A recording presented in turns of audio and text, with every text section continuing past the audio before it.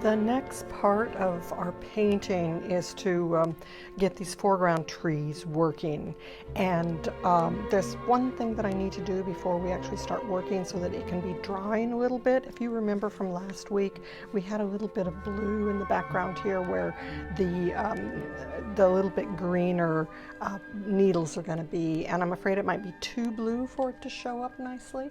So what I'm going to want to do here is do a little bit of a lift, and hopefully I can do it without getting more aggressive. We're going to dampen this area. This is where it's mostly a problem, but a little bit up here too. So let me just lift all of these areas a little bit. Better to lift too much than not enough. So I'm just dampening the area just a little bit and letting it soak in just a hair.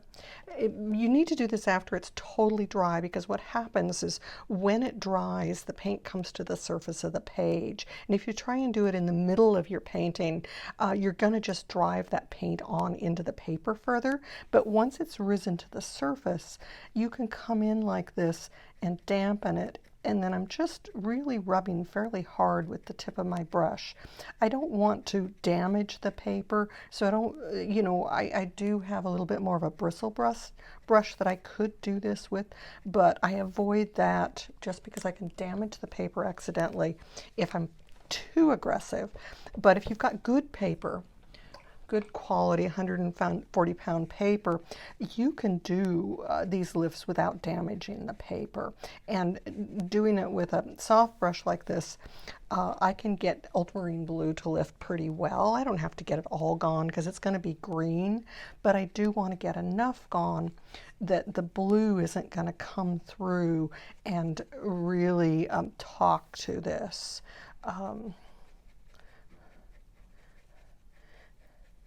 And if I felt I needed to alter any of what I did before here, I could. I mean, I could come in here and just do a little softening in here. We want some light spots in there, but not too light. So with that little damp brush, we can do some of that. Okay, so I need to lift that off before it starts drying again. Like I said, this side is not as crucial to get light as the other side was. And then we can soften that edge. And if we end up with an area that has too hard of an edge, like right here, I can come in and soften that as well. Because the thing that's going to happen is that if the edge is too hard, it will show through. And that's one reason why when I painted this, I wanted to bring it up and spread it into the tree. And I could lift the ends of this just a little to soften those a touch, so they're not as strong when we go to paint on that. Okay, lift that off. That's going to be much better. We're still not back to white, but that's okay because it's going to be green in underneath of there. Was there anything else that I needed to? No, these trees in the background. These trees in the background are not particularly light. I don't want them really light. I actually like that they're a bit dark. Yeah, maybe right in here. This feels like the end of that is not quite the same shape as the tree up above. And so this could come and be just a hair wider here.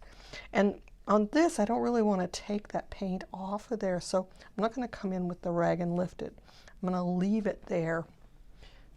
Yeah, and that's those pieces coming up through there. Okay. Now, my next part of this is deciding what color to make this tree trunk. My photograph, as I said before, is a little bit off color. It's a little bluer than what it needs to be. So, I've started with some pretty cool colors back here. We're now going to bring in warmer colors for that tree and bring it forward. So let's make this brown.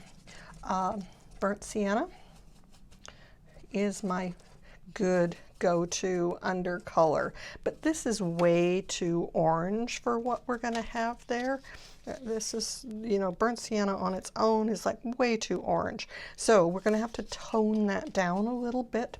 Tone it down by opposite color in the color wheel. So if we're looking at orange, and let's just get orange up here where we can really see it.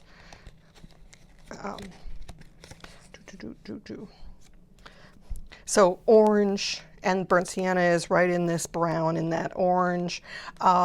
Blue is going to be our color to bring in with it. So our good old how to make brown and black, burnt sienna with ultramarine blue. And I like keeping consistency in a painting. So if I'm working, I'm only working with a few colors in this. We're using ultramarine blue, burnt sienna, and sap green. You could use hooker's green as well. That would be fine. There's some other browns you could use, but I sure like the burnt sienna a lot. And I'm preferring ultramarine blue over something like phthalo because it grays down, where with phthalo you get a beautiful forest green out of it, but it doesn't gray out. You would end up needing to add some red to it. So this is my next pick on here. A little bit of burnt sienna in there. You know, that's not bad. And then we can come in on top of it with a darker shade. So let me make a darker shade next to it here. Get that nice little thing of burnt sienna in here. My burnt sienna is fairly wet. It's coming out of here pretty thick. Maybe add a little bit more water into my puddle. My paint is being in my pan for a while, so it's partially dried. If that were straight out of the tube, it would be pretty wet, and I'd have to be careful how much I picked out of there, because a lot would come all at once. We still want to keep this relatively thick, so you know, this is what consistency would I say? It's sort of between about half and half. That's about the consistency of half and half. And if we add a little bit more in here, because we're going to want to make a fairly dark color out of this, so I'll want it relatively thick, and I can always thin it when I put it on the page. Now I'm going to go into that burnt sienna, and once again, because this is dry and has a skin on the top of it, I can come in with a dirty brush and I'll be able to clean that out of there. If this was really soft and fresh, I would not be able to do that. So we're wanting to go a shade or two darker than what we made this other puddle, so it needs a little more blue. And then let's see how that compares to what we just put down. Oh, that's going to make lovely dark on top of there and be fairly consistent to it. And then I may still have to make an almost black at the end, but I want to be careful about not going too dark too soon. Okay, so our trees, let's dive in and see what we're getting here. And also these other two trees, if I want them a little bit grayer, I can use this darker batch and add water to it, and it will be a little grayer color.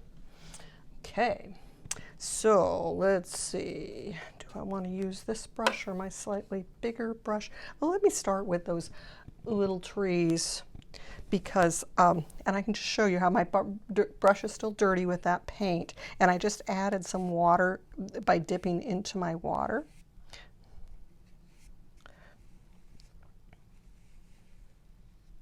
Trying to be fairly direct with this, just dragging this space up, and then I have some branches that go off, and once again just using the tip of my brush to try and say what those are.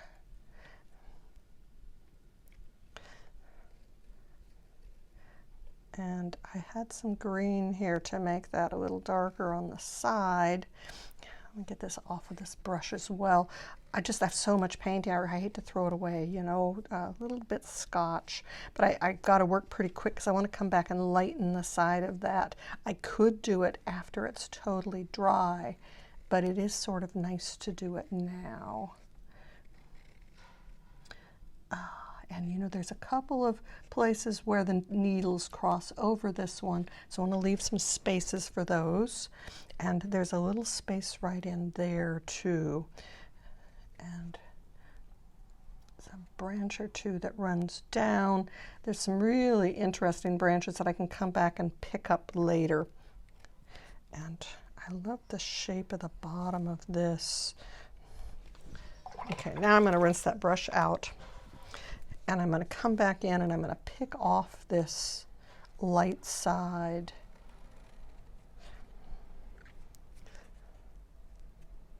And these roots sort of go out into the ground out here, and a little unevenness. I like that. It's a light one that comes sort of up onto there a little further. Let's just pick it out. Dry my brush just a little bit. Okay, now this one, is it still damp enough? Yes, good. Yes, yes, yes, we like that. And I'm doing it almost like a dry brush lift, so that I'm coming in with my brush almost sideways to the page, so that I get a little uneven texture when I go and do this lift, which I'm liking how that's working. All right, so now our other tree, I want to start with a little bit brighter brown, not quite as gray feeling as these two. So we're going to start with this lighter color. And if I feel like it's too dark, I can always add water to it. I like to mix in my pan a little darker than what I'm going to use on the page, because it's very easy. There's a rock right down here, so we got to come right tight to the edge of that rock. And do we need to leave?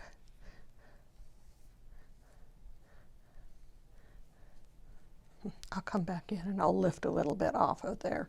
I was going to say that maybe we wanted to leave a little bit of dry brush texture here, which we could try that a little bit up in here. It might be too much. Okay. And it's fairly dark up here at the top.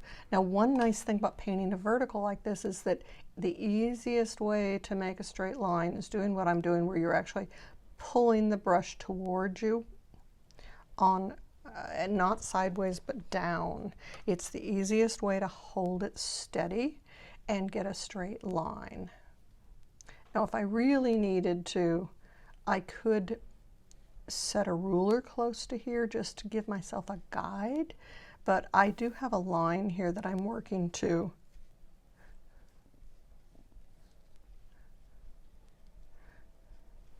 Nice, nice. Okay, now I can come in with a little bit thicker of this paint and start working it down the sides just a little bit.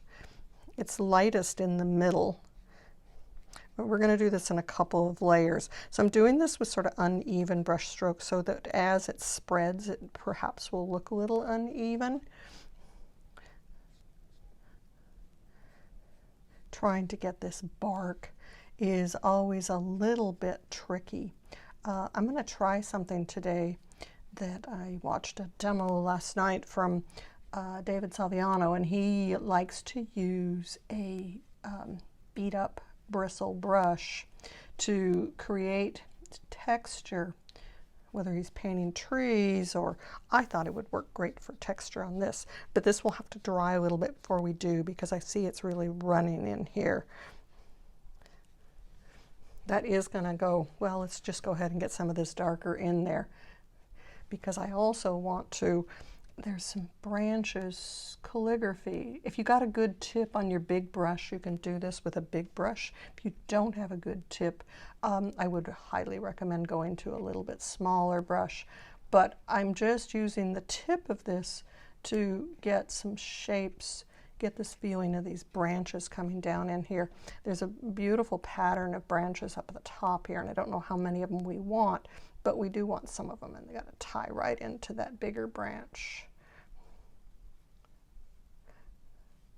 And if I lift at the end, it'll go skinny. It's a little bit tricky with this bigger brush because it's making it a little fatter than I wanted. Let me just do a little tiny bit here and then go to a smaller brush. And we're also going to work just a little bit down this back side. Pick this brush, and I'm just going to do that big branch. I'll come back in and I'll do the little branches with a smaller brush. This is actually starting to dry enough now that I probably can play my little game. So this is the bristle brush, which I've cut a little bit out of there. It's slightly damp. Let's see how this is going to work. And now I'm going to get a little bit of paint on it, and we're just going to come in here with this uneven brush to bring some of this texture down into here. I'm working it back and forth just a little bit. Somebody had asked me about maybe using a fan brush for something like this. I have a feeling I might destroy one of my fan brushes and just cut some of the fibers out of it a little bit. This is a little stiffer than fan brush, so it does help that texturing just a little bit. Okay, that's going to have to dry some, and I think maybe we've gotten a little too dark right down in here, so let me pick some of that off, and then that's a little too light compared to it. So I'm going to just pick a little of that out of the center here. And now I'm going to go down to a little bit smaller brush so that I can play those branches just a little more. Now, I could do my greenery first, but I sort of like to know where those branches are. It's always this little thing. Do I do the greenery first? Do I do the branches first? And I think it's going to be a little bit of both. Let's see here. And I have a feeling that my brush has too much paint on it to get a nice controlled line. Let's just try it here.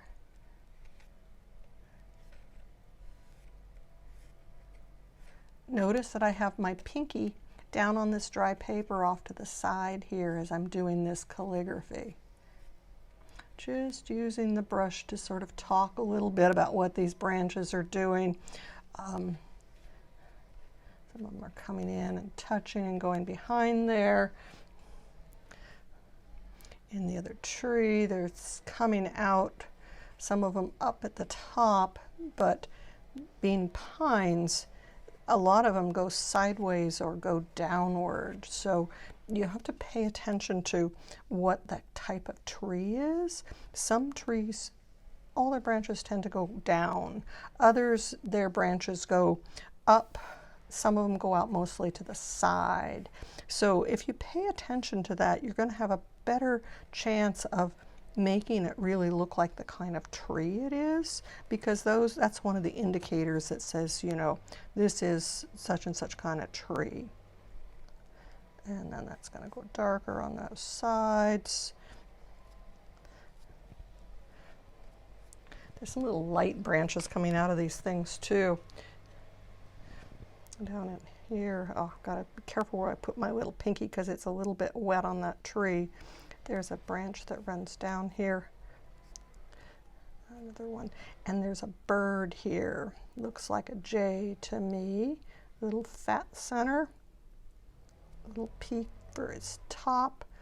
Little tail coming out of there. Okay.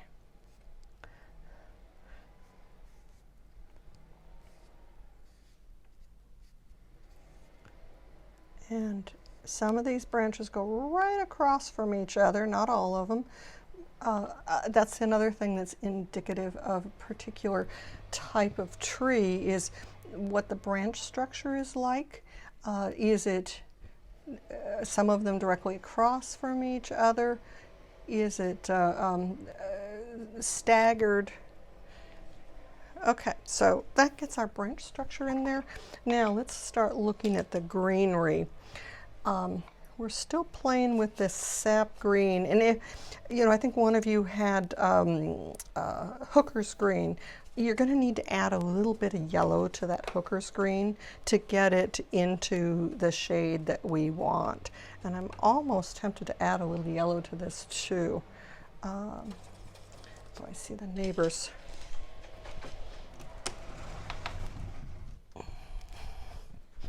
Neighbors are doing their lawn. I just closed the window. Hopefully it's not too hot in here for the rest of this, but it'll be a little quieter. Adding just a little bit of new gamboge to this green to get that feeling of a little brighter. And you know, there's almost some dead pine needles, so you know, some of that's going to affect this. Now I do want to be sure that my branches are dry. You know, I better dry this with the hairdryer before I do, because I see a few of them are not. I see a place where I was going to leave that open and then I went and painted across it. So let me just open up a spot here. And that's open up there, maybe a little bigger than what that is. And That's right, I wanted to open that a little bit down there and get that across that tree just a wee bit in that area there. Okay, so let's get that rag on there, dry that stuff up just a little bit. Now I can start coming in with this lighter green. Oh, you know, I need to mix up 2 greens here. I need this lighter green and then I need a darker green I can throw right in on top of it that's a little thicker. So once again, sap green, ultramarine blue.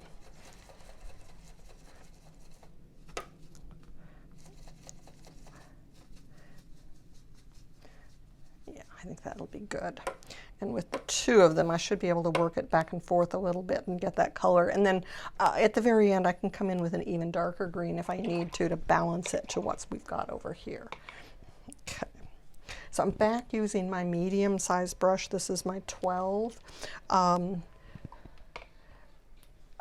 You know, a little small fan brush could be used here too, you know, to get the feeling of these needles. So I'm going to just sort of press my brush down to get some of this. I could possibly do some of this with a sponge, and maybe I will in that upper area. So we're just bringing this in, and that was green across through there as well. I'm just getting some undercolor here. Let me pull this picture out a little bit so I can see this better. There's a beautiful range of this stuff coming down into here, and just sort of pulling it out just a little bit to try and get some needle edges on this, lifting, sort of pressing my brush into the page and then just lifting up to get an uneven edge on the paint when I get to the edge of the area. And maybe that goes into there just a little more. And if I sort of press down on the brush too, I'll get this little uneven edge to it. I'm liking that actually. That's pressing down, setting the brush down and then pressing just a little tiny bit more. And it's making this needly look to it. And I love that a lot. That's really working nicely. It's fun to sort of play with your brushes and see what they'll really do for you. So this is just sort of an undercolor that I'm putting on here. And then I'm going to come back and do a darker layer on top of it. So it may not be filling in the full thing on those, but it's getting that sense of it. And then there's a few pine needles over here, not a lot. And then they're quite a bit darker over here, but let's just go ahead and put that green in underneath it there just for the giggles, just to give it a little greener look. And as it gets further up into the top, we're looking upward and it's going to look darker. Let's see, I'm looking at spaces and going, I want something else right there. And maybe break that up into there. Just looking for patterns. And that filled out a little bit more, fill a little more there. Okay, and then this is going to come down. There's going to be even more down in here. And that's going to be pretty strong there. Okay, now let's try some of this dark on here. And putting this on when it's still a little bit wet. I still want some of that green to show through. And it's going to come up right next to this tree. Come on, Margaret. I'll have to come back and lift that. I wanted a nice smooth line there, but I'm going to have to lift it later because it wasn't working. And what we say, press and lift, press and lift. And do we want to try the sponge just a little tiny bit here? Get that out of there. I'm going to dampen that sponge just a wee bit. Might have to mix even more dark because the sponge just sucks up the paint and uses so much. Yeah, I do like that. I do like that. And then if I pull it outward just a little bit to make the feeling of those needles, I think that that's going to help too. So it's just letting some of that green show through, but giving us needles. And hopefully that looks like needles rather than a deciduous tree.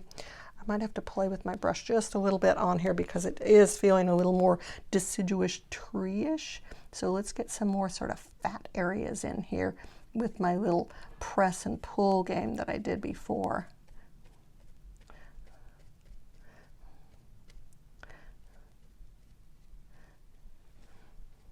And this is where a tiny fan brush might be helpful. The only problem with fan brushes is that sometimes they're a little too consistent.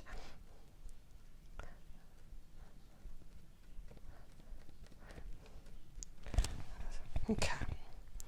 And then I'm going to have to go even darker on some of this, I can see.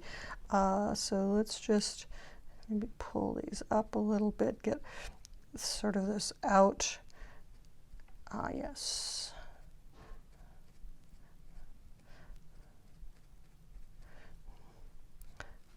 I'm just pulling the brush out like I did making trees, but making pine needle shapes here. And let's do a few more of them up in here. You know, as I'm experimenting through here and going, let's see now, how did I do that the last time? I want to be a little bit careful with this and not overdo it, but getting some of these feeling of these little sort of pom-poms of needles.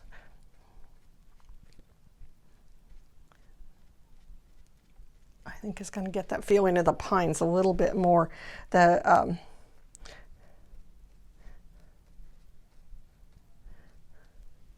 then now we're going to mix a slightly darker mixture, ultramarine blue with a little bit of sap green, darker, thicker, and now we're going to get some up in here. These ones are a little further apart, so that little thing of pressing the brush down and then pulling it up is making those needles fairly good, actually. And let's fill it in a little bit more up here and a little around the tree trunk, and then some up in here. And some of those are going to go down the other way. And I can put a couple more branches up in there if I need to. Maybe this fills in a little bit more. And now let's this even darker. Let's get some of it here and there down in the lower part.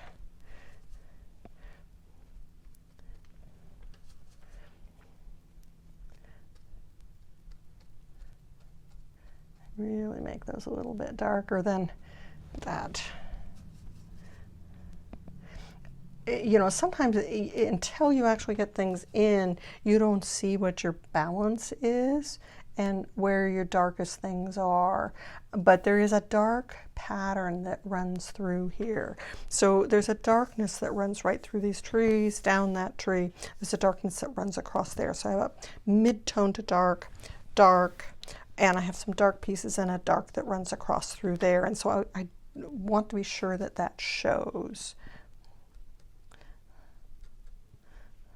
And that tree trunk is a little darker. And bring it right up to that tree trunk. Remember, we wanted that to stand out. Oh, that looks much better there. Okay.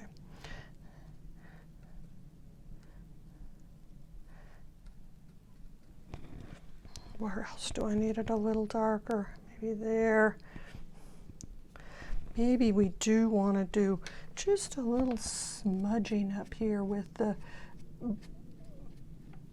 yeah, I like that a little better, with my sponge, just to make this look a little softer up here.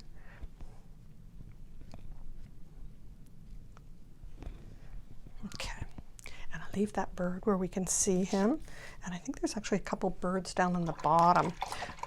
So we'll still go a little bit darker with that tree trunk. Is it dried enough now?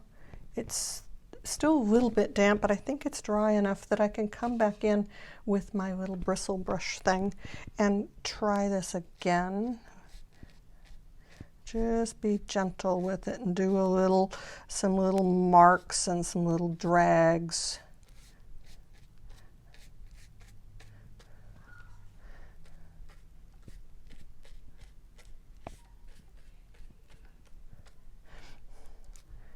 fun thing about using something like this brush is that you can have this uneven look that's maybe a little more natural looking than if I try and individually paint things with my brush. My tendency is to come in a little too even with my brush. And let's get even some slightly darker bits here, especially up here at the top.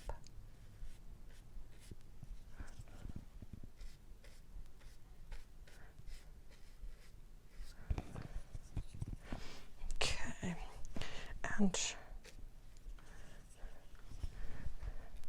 what does it do about adding? Maybe that can help me with this desire to get this feeling of these needles without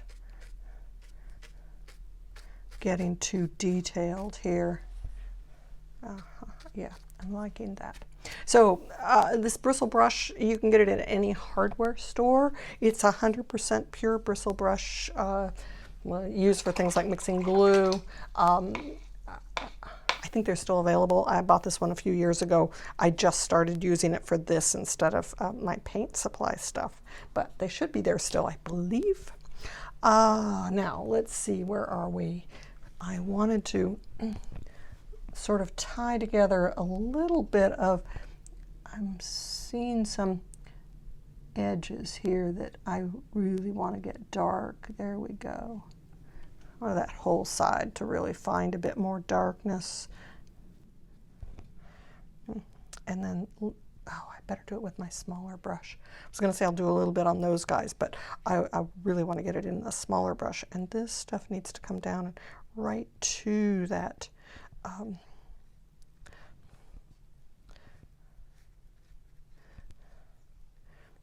that rock.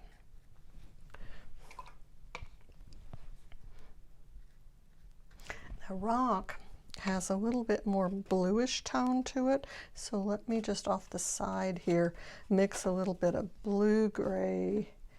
Hopefully that's a little more blue, and let's, beautiful, that's going to work really nicely on there. And this is going to then also be working in on some of these shadow areas. Run across here, a little too dark as I'm putting it down, and let's just lighten the edge of this just a wee touch. And so I want to then take some of this bluish color and dry brush it in across through here. So there's some shadows that run in through here that I really like, down through that. And these shadows that are coming off of these trees and coming right into that lake. Shadows running down into that lake. And remember, we had some brown needles. I could do a little bit of splatter in here. I think some splatter would be really quite nice. That was another rock right there. And then my tree trunk needs to find its way out and make another little shape around this rock. Okay, and then that can get a little more of a bottom on it. Let's get a little darker on the side of here, a little darker on the side of that tree.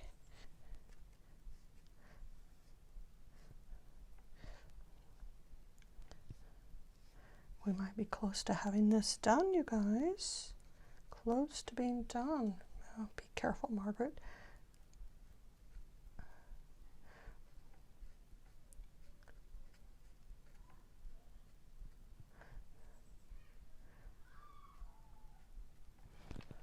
Okay. Oh, and we wanted to run at least another branch or two into here so that those weren't floating in the air unattached to anybody. And maybe another branch or two out of that.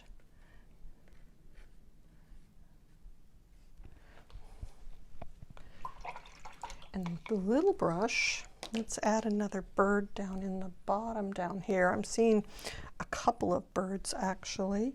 We have a little bird right here, a little fat belly, little top to it.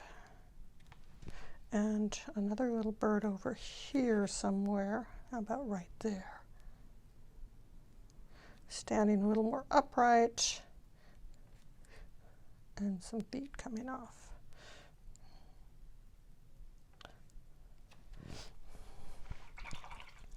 And then I think splattering is going to get some of what we want here. Let's get it that nice dark brown onto my splatter. And I don't want to splatter beyond the beach. So let's get this covered, and I don't want the lake splattered.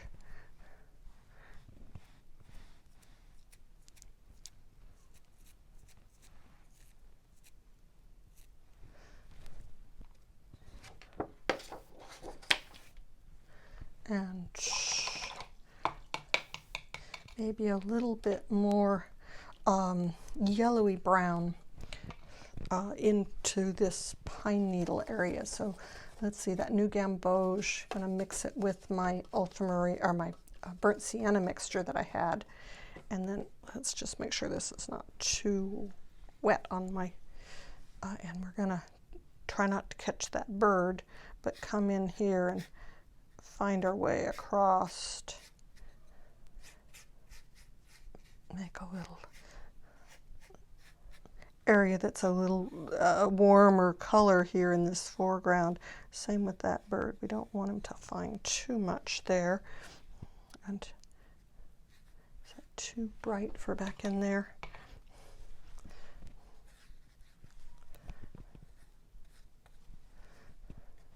Let's just get a little of the brown into here as well.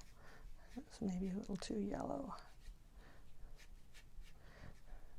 Just get some interest up here in the front. Let that rock. There's another little rock there.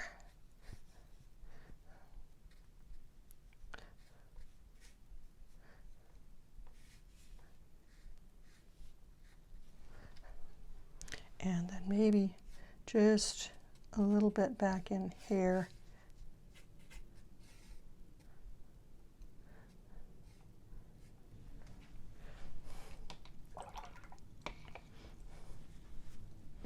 Okay, what else do I need here? Maybe this needs to go a little darker back right in there. That little guy shouldn't be that light. And oh, I know some of those tree trunks back there could go just a hair darker. It's going to bring more notice to them. I'm not sure if that's going to be a good thing.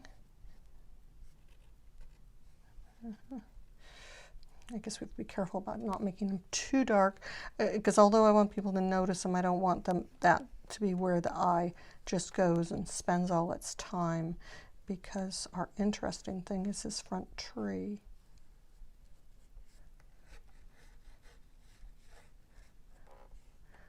Yeah, that adds a nice little touch back there. And then if we want a little tiny bit of calligraphy on these trees, I could do just a little bit with my brush, and just that there's an interesting pattern in the bark that I do like.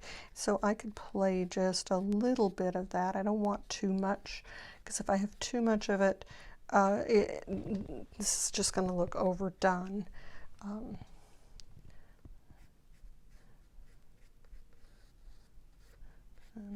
just a little stopper there. Okay.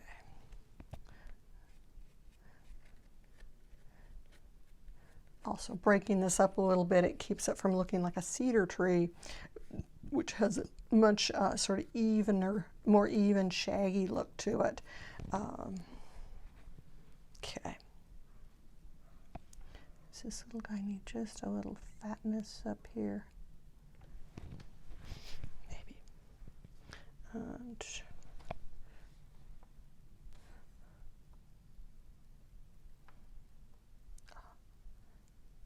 shouldn't be doing this at all. We're going to guess that maybe those are little robins or something like that in there. And we had that blue. Let's just bring a little more blue dry across here. I like that. Okay.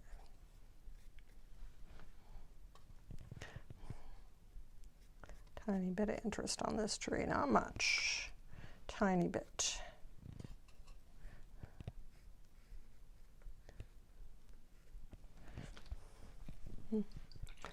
I think I need to stop. I do. You know me, I always have such a hard time truly stopping. There's always something else that draws my eye, and then I go, oh yeah, maybe I should do that. There was one little thing. Maybe we don't want to do it. I was going to lift the edge of that tree out of there, but I think I actually like the fact that that those overlap that tree a little bit. I think I'm going to leave that alone. Yeah. No, I think that this should be, we could do, maybe this needs a little,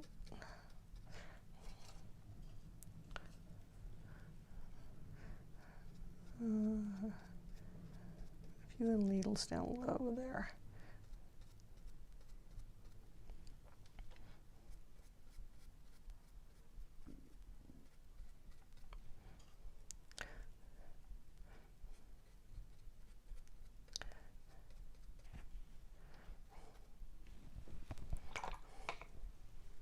It's almost got to be lighter in that area right there where I just did those. What I can do is while that's wet, just go like this and it'll lighten it back up.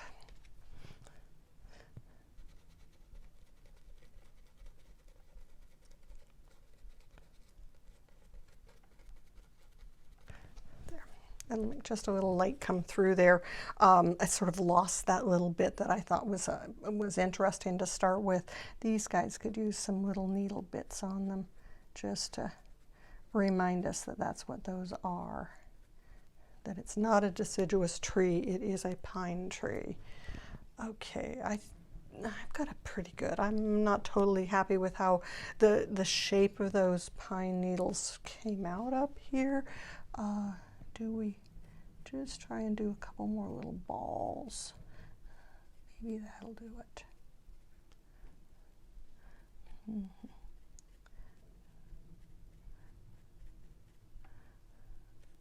Ball shapes.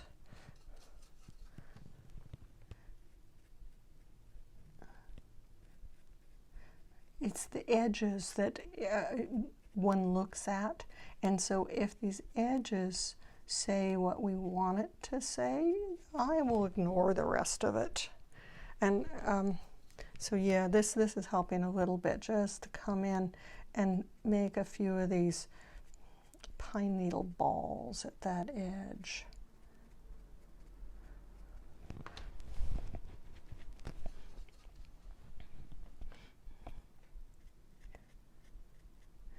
Make some of those with a little longer needles on them. Okay.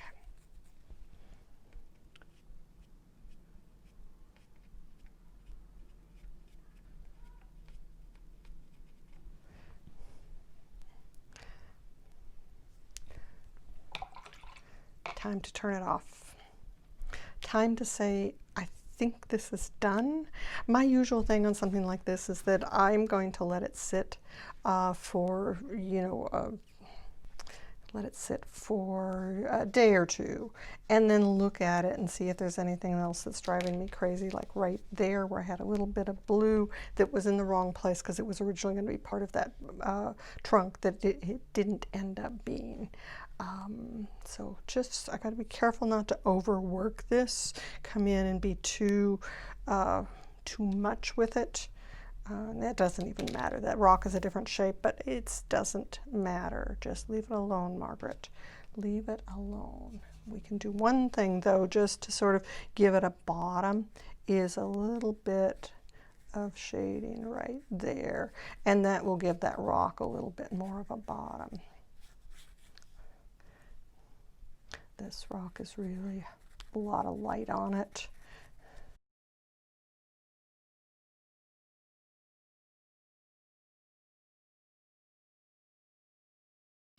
I've been looking at what I did on this yesterday, and I'm a little bit unhappy with this foreground. It's bringing my eye down here too much, and I really want to be looking at this tree a little bit more. And so I want to do something down here to sort of dull that down a little bit, tie it together a touch. And what I'm thinking is to put a thin wash over this, and then the question becomes, do I do a thin bluish wash over it? Do I lighten this a little bit so that the contrast's not as big? But I do feel like I need this feeling of shadow in here, so maybe a little light blue wash is going to be the trick. And let's see here. Let me just mix a little blue in the edge of one of these, because I wanted a dull down blue. I don't want it a bright blue. A little cobalt blue in the edge of one of those brown mixture areas. And then, yeah, let's just,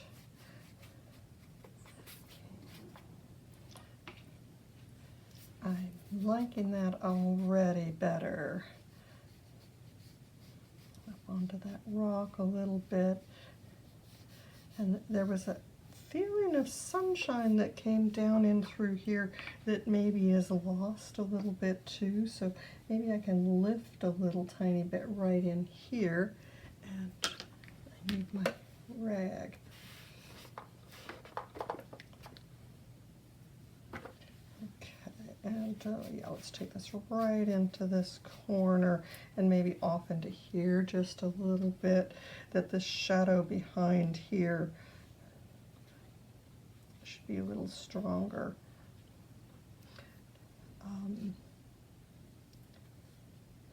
And this beach shadow, let's bring that down a little bit more. I like those little sort of lines of shadow that came down. And my lake could maybe have just a little perk up in it. Maybe go a little bit darker in here.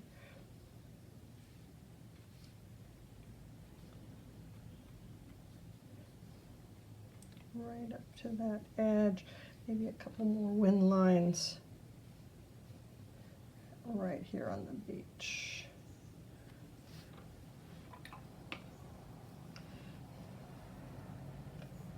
Soften that just a hair there. Okay, and then one other thing is the tree itself up here. I think it could use a little more dark right in here.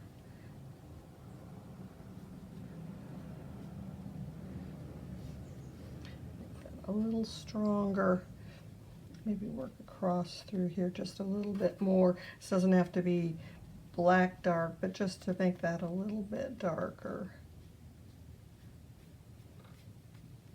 Okay, gonna declare it now. I think I like that better. This is not a bit so glary feeling in the front. It was just feeling like there was a big glare happening there, which wasn't what I see in the and maybe we can just lift this little space running through here, just a hair. Careful not doing too much fussing, but just felt like it needed to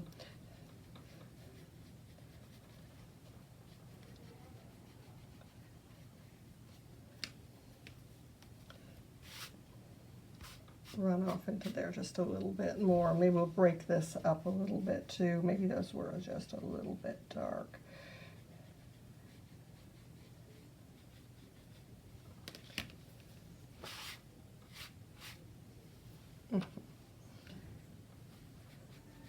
Good with that. Pattern sort of work in there just a wee touch. All right, I think I should stop with that. Okay, felt that's a little bit better. It sort of settles that bottom down a little bit, where before it just felt a little too active.